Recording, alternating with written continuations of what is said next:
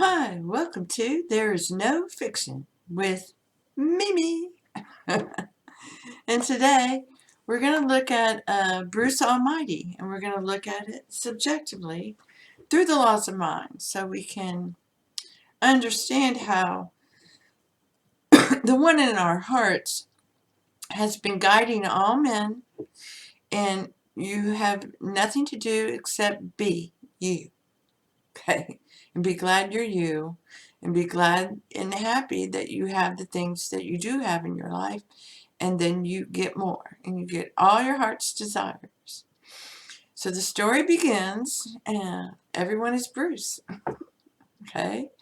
And Bruce is trying to become, he wants to be, a desk anchor for the news, and he gets sent out on these heartwarming, everyday stories about people and their new shops and that kind of thing. And he thinks this is beneath him. God, why do you hate me? We're rolling. And the one he is upset with and jealous of, his nemesis, is the one who gets to do live shots of more exciting things. And then they have their anchors. Well, one of the anchors is retiring. And it's come down to Bruce and Evan, which is why they're nemesis. And they, go after each other, but it was Bruce starts it. He does. And he's very frustrated, and he's very angry, and he thinks it's all beneath him. So this starts permeating into his relationship at home. And his girlfriend just loves him to bits. She does. She loves him to bits. She tries to keep him calm and cool. She tries to make it look, it's going to be fine, and he just won't do it. And when she tries to get him, look, let's put some pictures in this album, let's go through our pictures and put this in there. He finds the one that's, all about sex, and doesn't look at the pictures. He's looking at the sex, and she laughs at him. They play around, but it's a heartbreaker. I wanted you to sit down and help pick out the moments that we were happy and having fun and in love and enjoying each other. Not just the sex. So he he proceeds to throw down some bombshells. And what he doesn't realize is it's a progression, and that you go from these heartwarming stories to these live, a little more important stories, and then you get to the deaths. I'll tell you what, today is the 156th anniversary of the Maid of the Mist. Well, I want you at Niagara Falls in an hour. Well, the Maid of the Mist, it's always live. Mm-hmm. But Evan always does the live feeds. Now you and Evan get the live feeds. I'm going live during sweeps. But watch your step, Bruce. I've seen your outtakes. Jack, you will not regret this. And you're trying to cut in line in front of Evan. Okay? And his desire to be that is just as important as your desire to be that. Okay?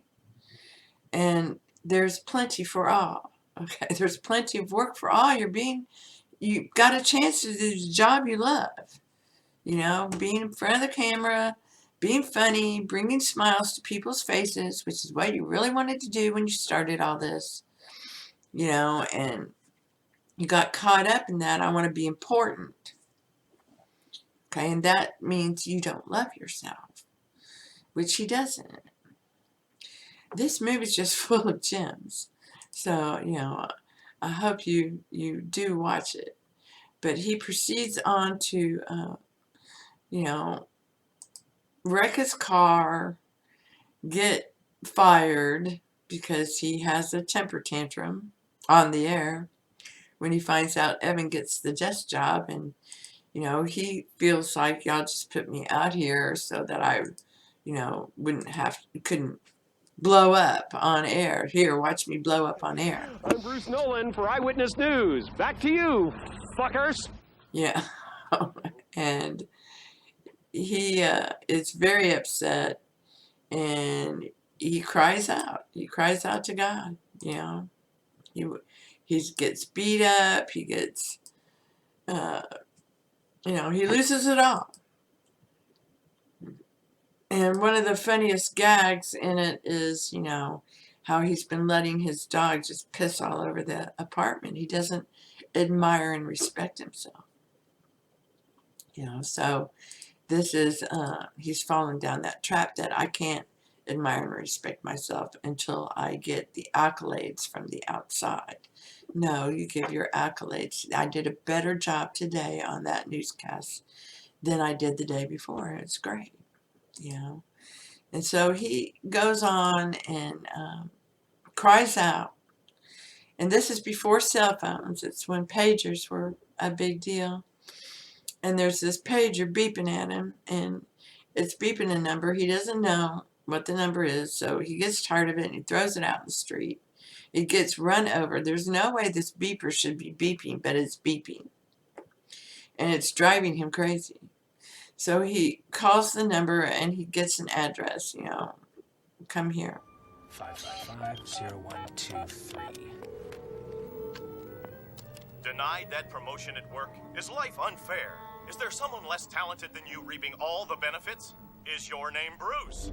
Then do we have the job for you? We're located at 77256 23rd Street. So come on down, or we'll just keep beeping you.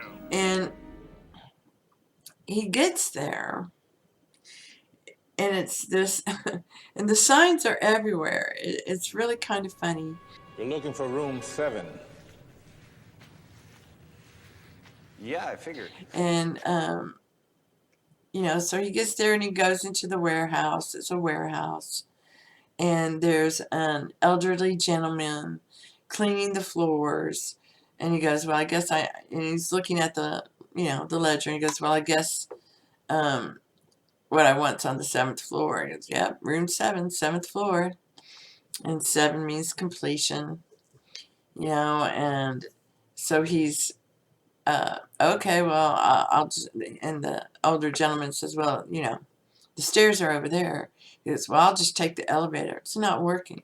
Well, stairs were my second choice. So he heads up the stairs, and at the top of the stairs, it's more empty warehouse, and there's a ladder, and up into the ceiling, there's a hole, and so he's looking around, and he goes over by the ladder, and calls out. And Trying to fix a light. Tell me if it's working. Yeah, seems to be. Kind of bright, though. Yeah, it is the for most same people. voice that he heard out of the man downstairs says, I'll be there in just a minute. Let me just fix this light. And then this bright light shines. And down comes the elderly janitor man. And he goes, oh, well, okay. He goes, he goes, oh, I know who you want. And he starts taking off the overall suit of the janitor. And now he's all in white, and he's glowing. You must be Bruce. I've been expecting you. This is hilarious. So you're the boss and the electrician and the janitor. Must be a killer Christmas party. Don't get drunk, though. One of you might need a ride home. You always were funny, Bruce. And he says, I'm God. He goes, what? Yeah, well, you called out, Bruce. Well, no, I don't believe you. So, they go through these exercises of him proving he's God. And they're very hysterical.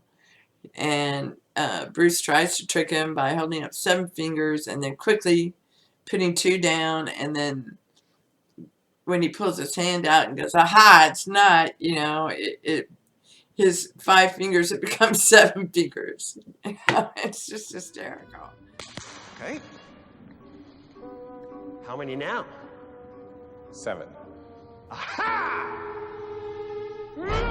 But they go on, and God tells them, okay, well, I'm going to give you my power.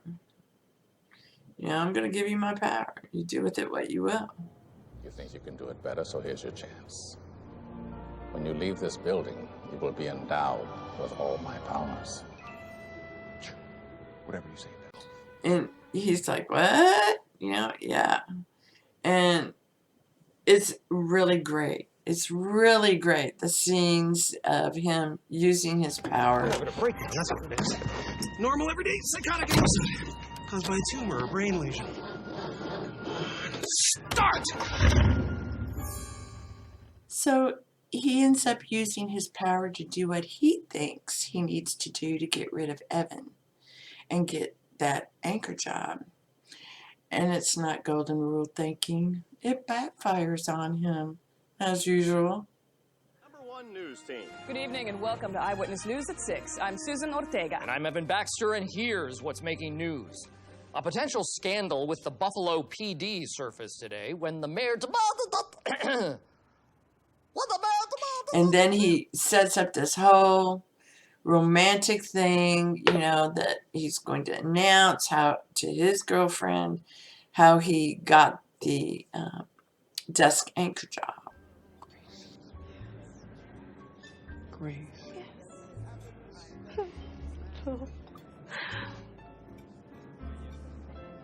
I got anchor. And much to his chagrin, she had been thinking higher, like marriage and children and love, you know, and he just wanted her to be happy for him, but she couldn't be happy for him because she was thinking he was actually, you know, being loving towards her and wanted to make this proclamation to her. And it didn't happen. Stuff. Other people want idiotic crap like getting married or having babies with the man that they've loved for 5 years. But not me, Bruce. Just give me the boat. No wonder you stayed single. Grace, don't do this. I'm not doing this. I'm undoing it. You know, and he continues to, even though he has these powers, to not recognize what he's supposed to be doing. And he tries.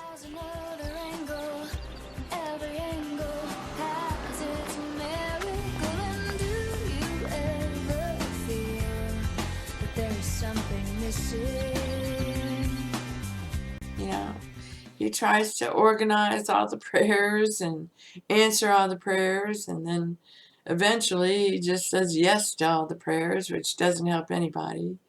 When he pulls the moon, he realizes that even though it was a great romantic evening for him and his sweetie, he caused the tsunamis and high tides go off in other parts of the world that hurt them.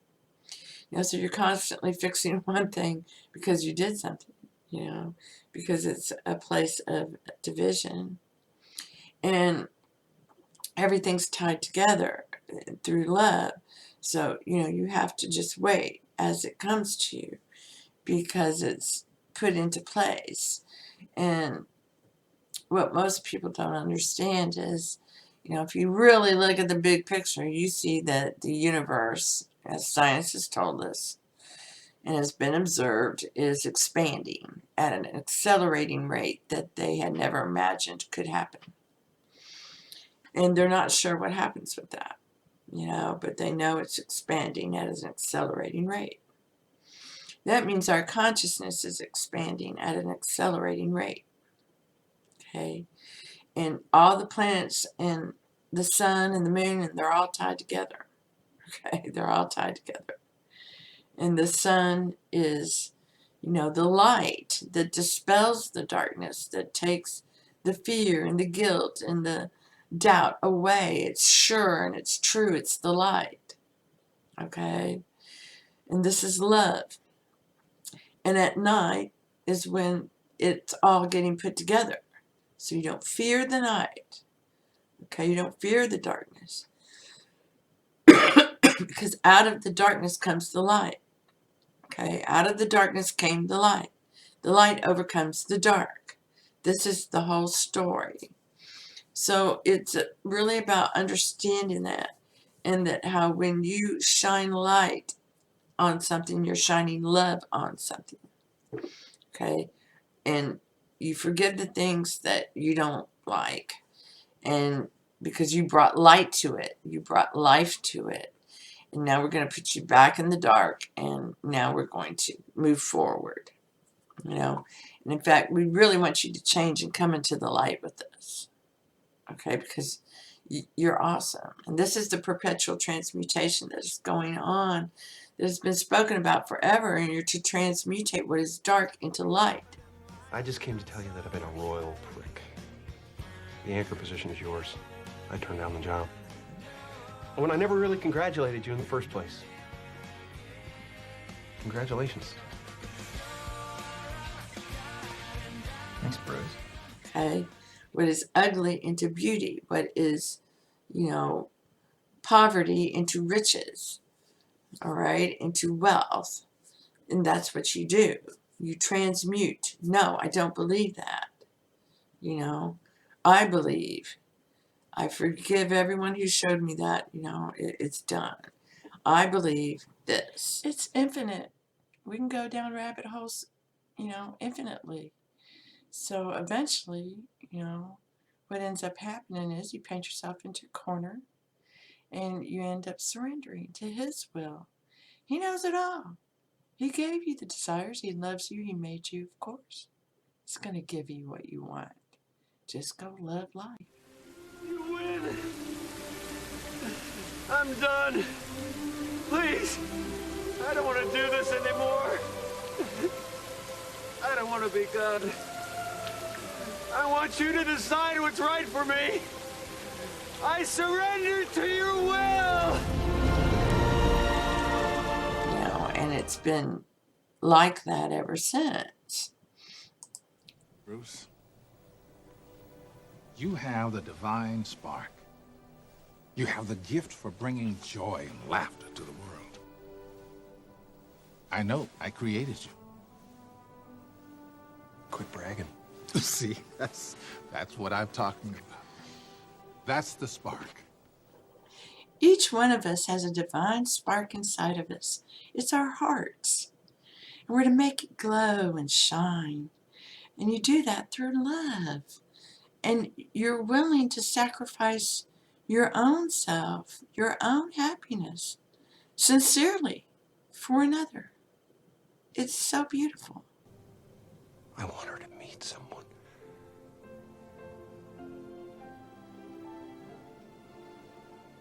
Who'll see her always as I do now.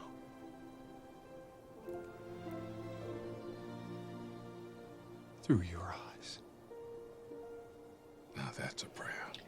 And then, once it's all done, you end up giving everything that your heart ever desired. And you're better for the experience, because now your light shines. I myself will have given blood twice this week. For those of you who haven't heard, I'd like to introduce you to the future Mrs. Exclusive, Grace Connolly. There she is. Look at her! Isn't she beautiful? She just gave blood and she still has enough left to fill up her face. Yes, behind every great man, there's a woman rolling her eyes, folks. And now, you end up knowing that life is worth living. It's all wonderful and good, and it's all working out for your good, always. Unless you don't believe that, of course. I hope this helps. I hope you enjoyed it. I certainly did. And, you know, it's my 2 cents. I would love to hear your 2 cents. Thank you. Thank you so much for being you. You're an important piece in this play, and we love you. Blessings to you, and thank you. Thank you for being you.